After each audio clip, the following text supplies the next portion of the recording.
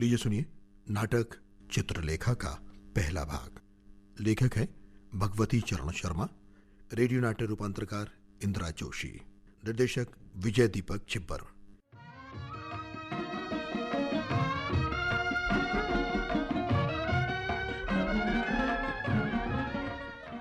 पुण्य कहाँ बसता है, पाप कहाँ डेरा डालता है। प्रश्न शाश्वत है और इसका उत्तर जटिल। मानवीय मन के लिए एक गूढ़ पहेली। और उस समय सम्राट चंद्रगुप्त मौर्य के स्वर्णिम काल में पाटलिपुत्र के समीप जब आचार्य रत्नांबर अपने गुरुकुल आश्रम में एक प्रातः उषा की बेला में अपने शिष्यों श्वेतांक और विशाल देव के साथ मानवीय वृत्तियों पर चर्चा कर रहे थे, तो पुण्य का प्रसंग भी छिड़ा। और वहीं सहसा श्वेतांक ने पूछा, और पाप की कोई स्पष्ट परिभाषा गुरुदेव? पाप?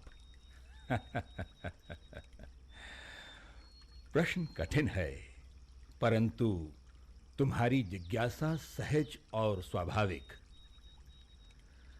पाप क्या है, इसका उत्तर संभवतः मैं स्वयं भी आज तक प्राप्त नहीं कर सका। और तुम करना चाहते हो?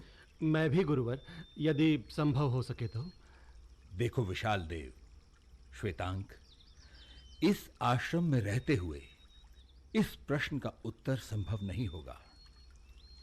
इसके लिए तुम्हें अपने अपने अनुभव बटोरने होंगे, भटकना होगा। कहां गुरुदेव?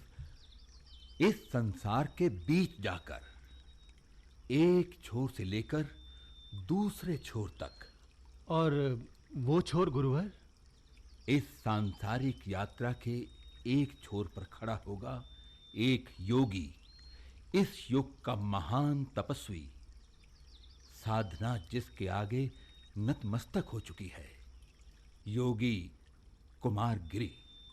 योगी कुमारगिरी? और दूसरे छोर पर गुरुदेव? एक योगी, साधारण नहीं, असाधारण, मौर्य राज्य सभा का सर्वश्रेष्ठ कीर्तिवान युवा सामंत बीजगुप्त, जीवन का हर ऐश्वर्य आज जिसके सामने करबद्ध खड़ा है। सामंत बीजगुप्त एक योगी पर साधारण नहीं? हां, तुम दोनों वहां सेवक बनकर जाओगे। सेवक? विशाल देव। जी गुरुदेव। तुम योगी कुमारगिरी के यहां, और श्वेतांक, आज्ञा गुरुदेव। तुम सामंत बीजगुप्त के पास। जो आज्ञा गुरुदेव। वहां रहते हुए तुम अपने अपने अनुभव बटोर सकते हो। अवश्य गुरुदेव। इस यात्रा में तुम्हारे ज्ञान चक्षु सदा खुले रहें, यही मेरी कामना है।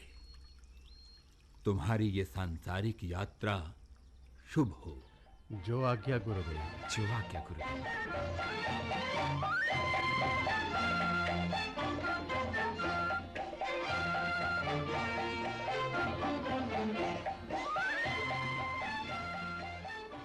ओम सच्चिदानंद संपूर्ण आनंद।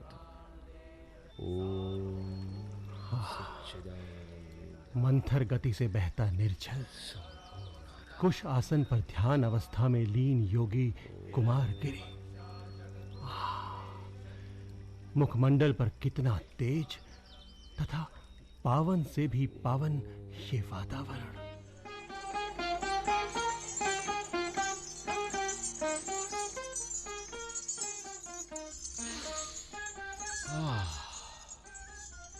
अनोखी सुगंधियों की मादक गंध से भरा ये वातावरण। मदिरा का पात्र हाथ में थामे जैसे किसी की प्रतीक्षा में खड़े मेरे स्वामी सामंत बीजगुप्त। और ये हंसी किसकी? बीजगुप्त? ओह चित्रलेखा, स्वागत है सौंदर्य की साक्षात देवी चित्रलेखा का। देखो कब से खड़ा हूं इस मदिरा भरे पात्र के साथ तुम्हारी प्रतीक्षा में। सच? एक स्त्री के हाथ में मदिरा का पात्र, पहला ही अनुभव कितना विस्मयकारी। श्वेतांक, आज्ञा। चित्रलेखा, ये श्वेतांक है। आचार्य ने इसे यहां भेजा है मेरी सेवा के लिए। मेरे लिए गुरु भाई भी है, इसलिए मेरा विश्वास पात्र भी। और श्वेतांक, जी स्वामी। ये देवी चित्रलेखा है। प्रणाम। पाटलिपुत्र की सर्वश्रेष्ठ नर्तकी, पर मेरे लिए एक निष्ठावान पत्नी से बढ़कर इसलिए तुम्हारी स्वामिनी भी। और इसलिए श्वेतांक, तुम मेरे लिए विशेष स्नेह के पात्र भी हो। मैं इस स्नेह को पाता हूं देवी चित्रलेखा। और स्वामी, मैं आपके अगले आदेश के लिए बाहर ही खड़ा हूं। बीजगुप्त, क्या तुम जानते हो, तुम्हारे हाथों का स्पर्श पाकर ये मदिरा मेरे लिए मदिरा नहीं रह जाती। और मैं मैं नहीं।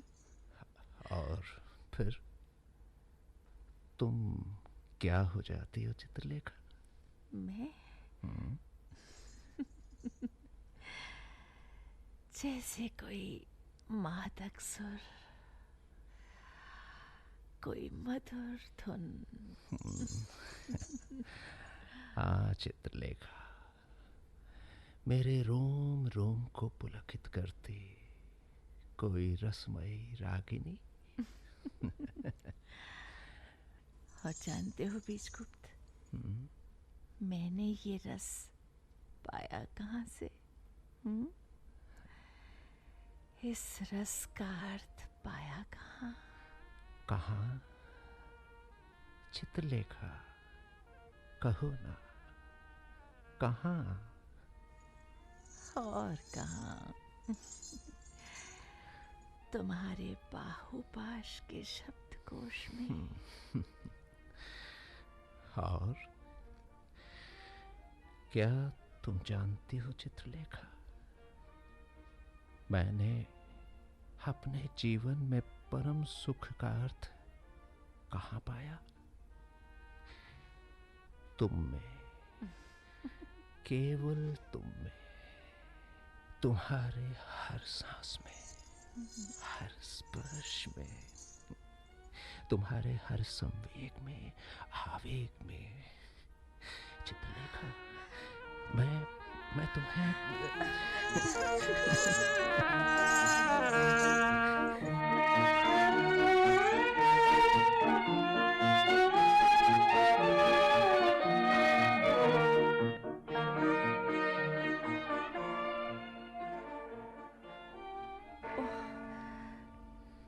रात्रि का तीसरा पहर, मुझे जाना भी तो है। क्यों जाती हो बार बार मुझे इस तरह छोड़कर?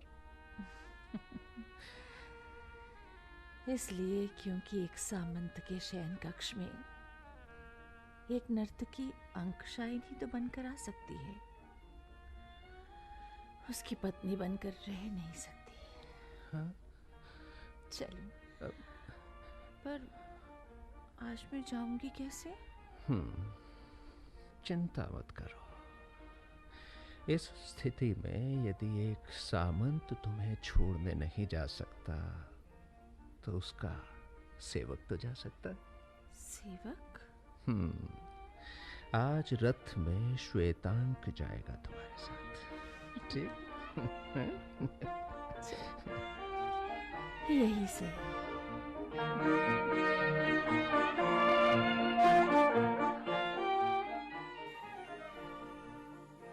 रात्रि का तीसरा पहर और एक भोगी के सोने का समय।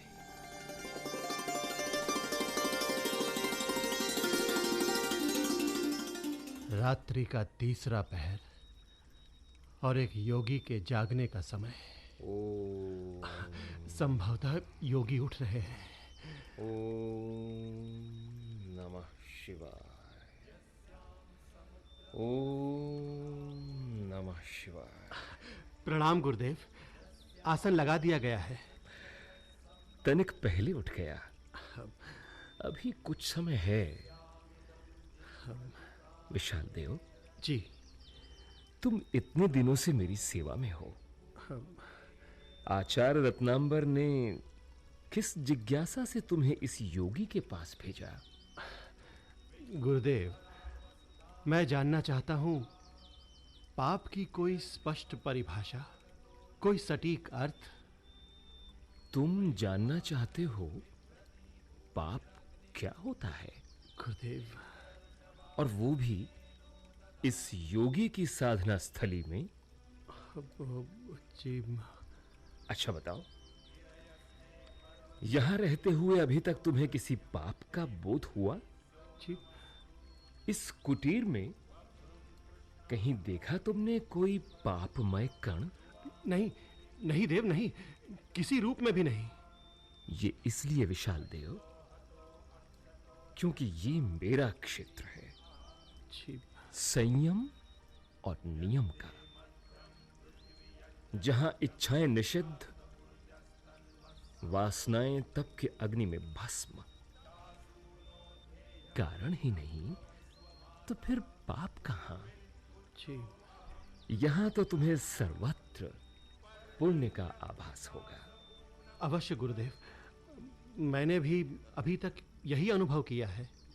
और यहां रहते हुए तुमने जो भी अनुभव किया वो केवल पुण्य के बल पर। और विशाल देव जी गुरुदेव, सदा याद रखो, पुण्य के शुद्ध रूप को जाने बिना पाप का अर्थ नहीं जाना जा सकता।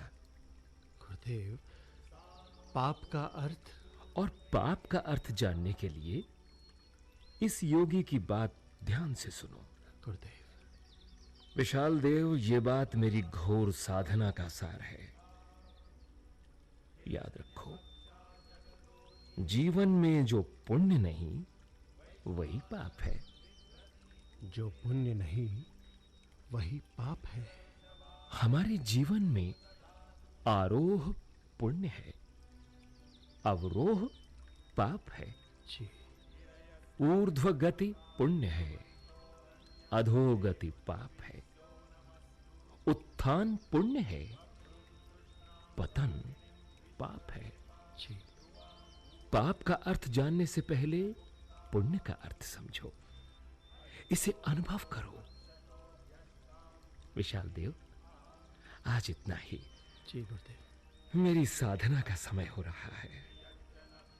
ओम परब्रह्म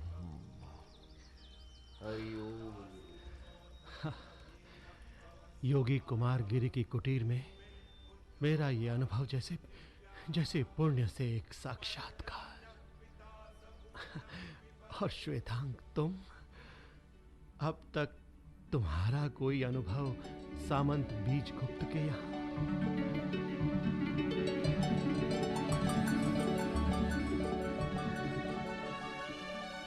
मैं गुरुकुल का एक साधारण ब्रह्मचारी। इससे पहले कहां जानता था कि कोई पुरुष सामंत बीजगुप्त जैसा भी होता है और कोई नारी चित्रलेखा जैसी भी होती है। श्वेतांग, कहाँ खोए बैठे हो? देवी, अरे संध्या उतर रही है, संध्या के सुर आरोह पर हैं। और तुम्हारे स्वामी? देवी, स्वामी तो बस आते ही होंगे। आप विराजिए ना। हाँ। स्वागत है सौंदर्य की साक्षात देवी चित्रलेखा का। एक सेवक स्वामी की भाषा में बात करे तो प्रीतिकर लगने लगता है। और हाँ श्वेतांग, मेरा कंठ सूख रहा है, कुछ दो ना मुझे। बस एक पल देवी, अभी लाता हूं। शीतल जल लाता हूं आपके लिए। देवी, आप तुम बहुत अच्छे सेवक हो, पर बहुत भोले हो। इतना भी नहीं जान पाए कि चित्रलेखा एक असाधारण नारी है। क्या उसकी ये प्यास तुम्हारे इस शीतल जल से बुझेगी। समझ गया देवी, तनिक देर से समझा। किसी असाधारण प्यास का अर्थ तो मैं आज पहली बार समझा। लीजिए देवी। हाँ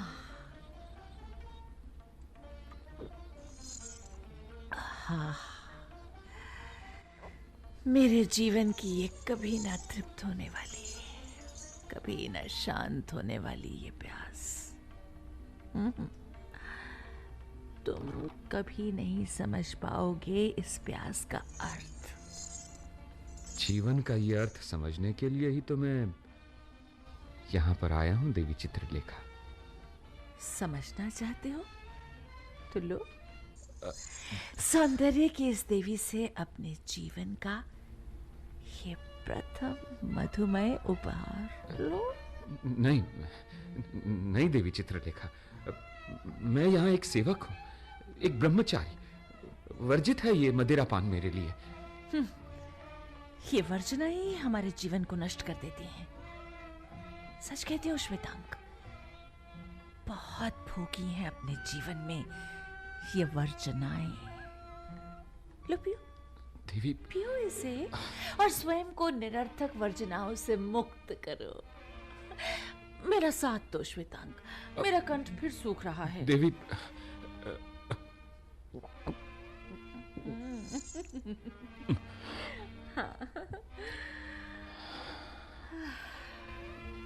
एक अद्भुत शक्ति भी है, एक सम्मोहक शक्ति है इस नारी के पास।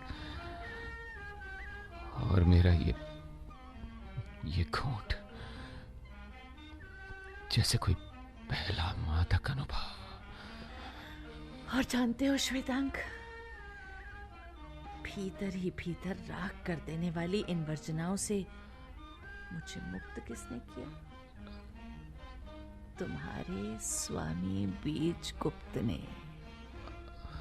और मुझे वर्जना मुक्त किया आपने, आपके हाथों मिले इस मधुमय अमृत पान ने देवी। बस इतना ही श्वेता? नहीं, इतना ही नहीं देवी चित्रलेखा, मैं सच कह रहा हूं आपसे। इस समय मैं स्वयं को हर वर्जना से मुक्त अनुभव कर रहा हूं। मैं इस समय प्रकृति की किसी सर्वश्रेष्ठ रचना को खोलते हुए देख रहा हूं। मेरे मन में भी ये कामना हो रही है कि इस सुंदर रचना के किसी खाली पृष्ठ पर मेरा भी कोई नाम। वाह वाह चित्रलेखा, मेरे गुरु भाई को तुम्हारे हाथों जीवन की प्रथम दीक्षा मिली। स्वामी, किसे बधाई दूं, पहले तुम्हें या श्वेतांक को? अब स्वामी, क्या हुआ? तुम ठीक तो हो ना श्वेतांक? मुझसे भूल हुई है स्वामी, मुझसे नहीं, भूल नहीं, अपराध हुआ है, अक्षम्य अपराध। नहीं देव, पाप हुआ है मुझसे, पाप। पर हुआ क्या है मुझे तो पता चले। वही जो नहीं होना चाहिए था स्वामी, जो नहीं होना चाहिए था। मैं सच कहूंगा आपसे, आपकी अनुपस्थिति में मैंने अपनी स्वामिनी को, देवी चित्रलेखा को उस भाव से देखा जो पाप है, उस दृष्टि से भी देखा जिससे देखने का अधिकार केवल आपको है देव। बस इतना ही ना? नहीं स्वामी, नहीं, मुझे दंड दीजिए, मुझे दंड दीजिए, इस घोर अपराध का मुझे दंड दीजिए। मैं हर प्रायश्चित करूंगा अपने इस पाप का। मैंने पाप का अर्थ जान लिया है स्वामी। स्वामी मुझे दंड दीजिए, मैं बड़े से बड़ा प्रायश्चित करूंगा स्वामी। अरे अरे ये क्या कर रहे हो? अरे उठो श्वेतांक, उठो उठो, मेरी बात ध्यान से सुनो। जो भी हुआ एक परिस्थिति के वश हुआ। तनिक कल्पना करो, यदि ऐसी ही स्थिति में तुम मेरे स्वामी होते और मैं तुम्हारा सेवक, स्वामी, आप नित्य की भांति तुम ही देवी चित्रलेखा को हर रात उसके आवास तक छोड़ने जाओगे। स्वामी, जाते रहोगे। यही तुम्हारा दंड है, यही तुम्हारा प्रायश्चित।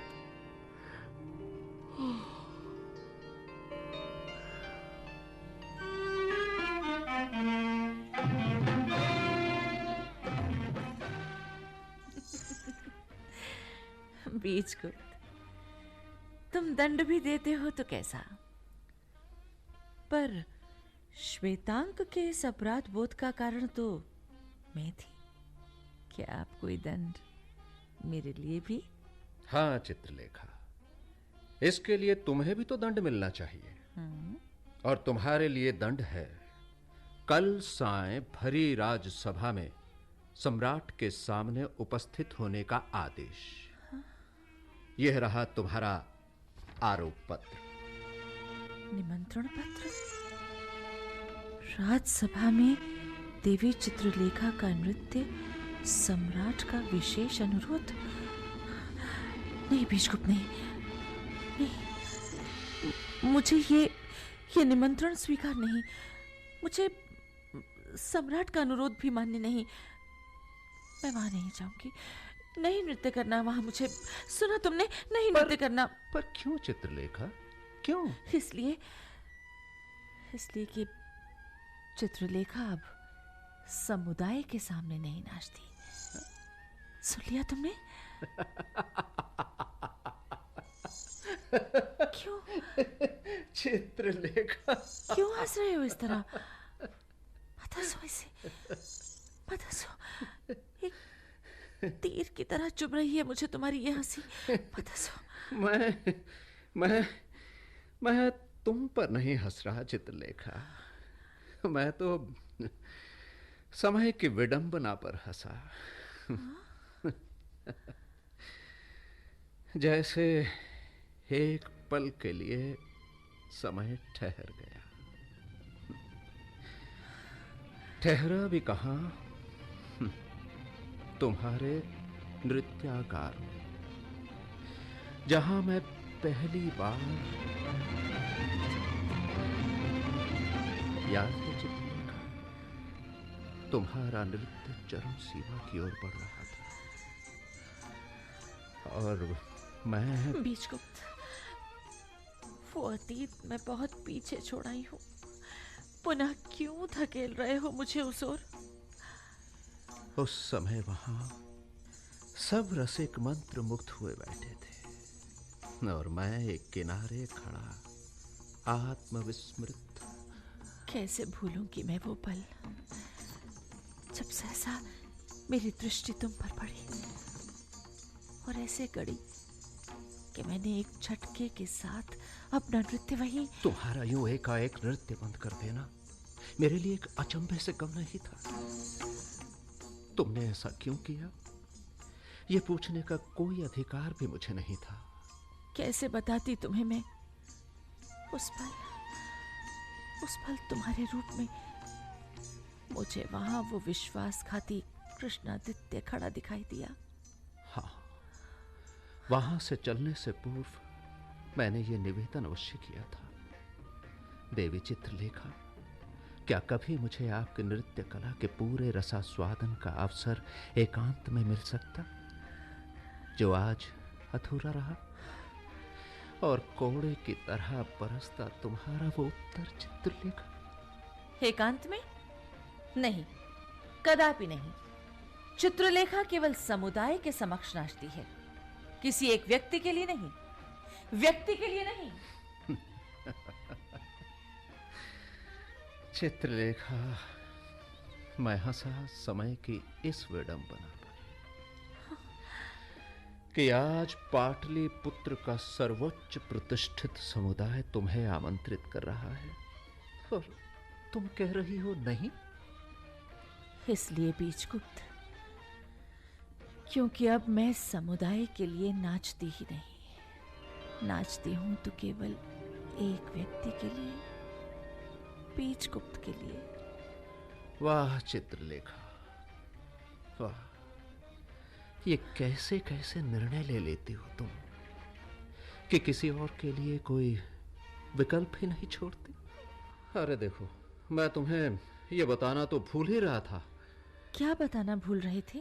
यही कि कल की राज सभा में एक विशिष्ट अतिथि के रूप में वो योगी भी आ रहा है, योगी कुमारगिरी। योगी कुमारगिरी?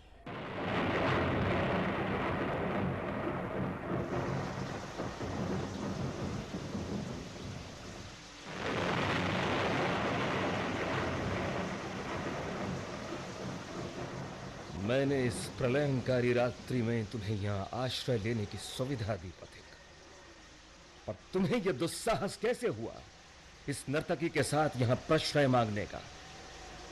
क्या तुम जानते नहीं, ये एक योगी की पवित्र तपस्थली है। यहाँ नारी प्रवेश निषिद्ध है। अभी इसी क्षण जाओ यहां से और ले जाओ यहां से इस नर्तकी की दूषित मलिन छाया को भी अपने साथ। मुझे ये निमंत्रण स्वीकार है बीजगुप्त, और तुम्हारी राजसभा में कल की संध्या शुरू होगी इस नर्तकी के नृत्य के साथ।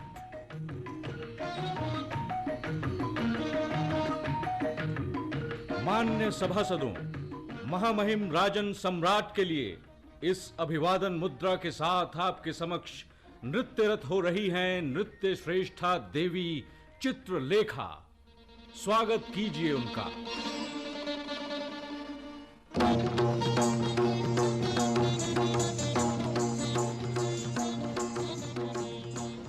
चित्रलेखा के बारे में कितना सुना, पर देखने का सौभाग्य आज ही मिला। चित्रलेखा, ये गौरवर्ण शरीर, हर अंग जैसे दूधिया लहर। वाह वाह, क्या गति, क्या गत, क्या लय, क्या ताल। वाह वाह चित्रलेखा, वाह। और नृत्य की ये कौन सी मुद्रा? वाह वाह। ये मुद्रा जैसे झील में नहाती हुई कोई हंसनी सहसा उड़ने लगे। वाह, साधकों का संयम भला और कहाँ टूटता होगा। ऐसे में हठ योगियों का हट। वाह वाह वाह।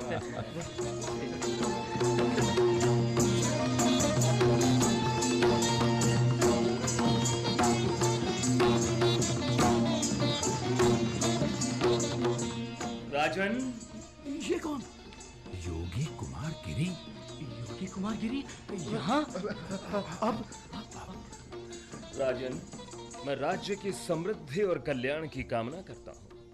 मैं मंत्री श्रेष्ठ चाणक्य से कुछ कहने आया हूँ, अतः नर्तकी का ये नृत्य प्रदर्शन बंद हो।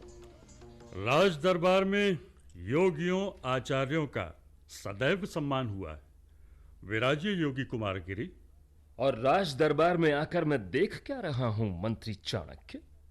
राज्य का समृद्धि कोश आज राग, रंग और रस के रूप में छलक रहा है, और तुम्हारे सभासद इस समृद्धि का सुख आज ऐसी नर्तकियों के संसर्ग में प्राप्त कर रहे हैं।